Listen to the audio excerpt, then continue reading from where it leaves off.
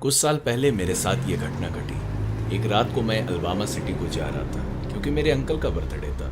जहां मैं रहता था वहां से ये काफी दूर था, लगभग 8 घंटे का रास्ता था। मैं अपनी कार को गैस स्टेशन पर रिफिल करवाने के लिए रुका। जैसे ही मैं अपने कार से उतरा मुझे कुछ अजीब सा फील होने लगा। मैं अपने कार को रिफिल करवाकर पेमेंट देने के लिए अंदर गया। जब मैं अंदर घुसा तो मैंने देखा कि वहां पर कुछ खाने पीने का सामान था, तो मैंने 2 चिप्स और एक एनर्जी ड्रिंक खरीदा। मैंने कैशियर को स्नैक्स दिया और गैस रिफिलिंग का पेमेंट भी किया।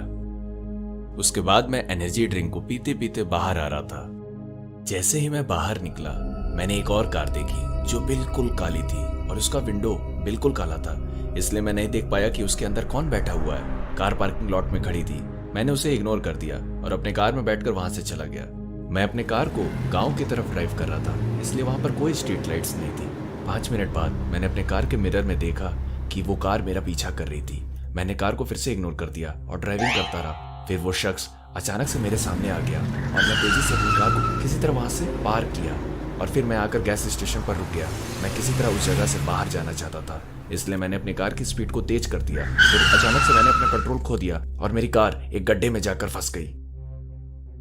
मैंने वहां से किसी टोइंग सर्विस को कॉल करने की कोशिश की, लेकिन वहां पर कोई सिग्नल नहीं था। मैं अपने कार से बाहर आ गया ताकि किसी का हेल्प मिल जाए। फिर मैंने उस ब्लैक कार को देखा और उसमें से एक शख्स निकला। जैसे ही मैंने उसको देखा तो डर से मेरा रूह कांप गया। उसके लंबे बाल उसके कमर तक आ रहे थे। उसका चेहरा इतना भयानक था कि मानो किसी ने उसके चेहरे को मार मार कर फोड़ दिया हो। उसके पूरे चेहरे और हाथों पर स्क्रैच थे। वो एक साइको की तरह मुस्कुरा रही थी।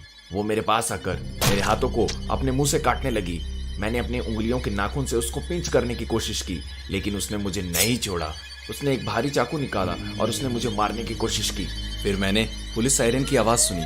उस आदमी ने अपने चाकू को जेब में रख लिया और एक साइको की तरह मुस्कुराकर फॉरेस्ट में भाग गया। मैं पुलिस के पास गया और उन लोग से सब कुछ बता दिया। फिर जो ऑफिसर फॉरेस्ट में उस आदमी के पीछे गया था वो उसे पकड़कर कार के अंदर डाल दिया। एक्चुअली वो आदमी कुछ सप्ताह पहले एक पागल खाने से नर्स की कार को लेकर फरार हो गया था। पुलिस वालों ने कार मैकेनिक को कॉल करके मेरी हेल्प की और फिर मैं अपने सिटी की ओर वापस रवाना हो गया। मैंने अपने अंकल के बर्थडे में जाने के लिए कार को रेंट पे लिया था। अब मैं केवल और केवल उस साइको के बारे में सोच रहा था। अगर वहां पर पुलिस टाइम से ना आती तो न्यूज चैनल में अब तक मेरी मरने की खबर चल रही होती।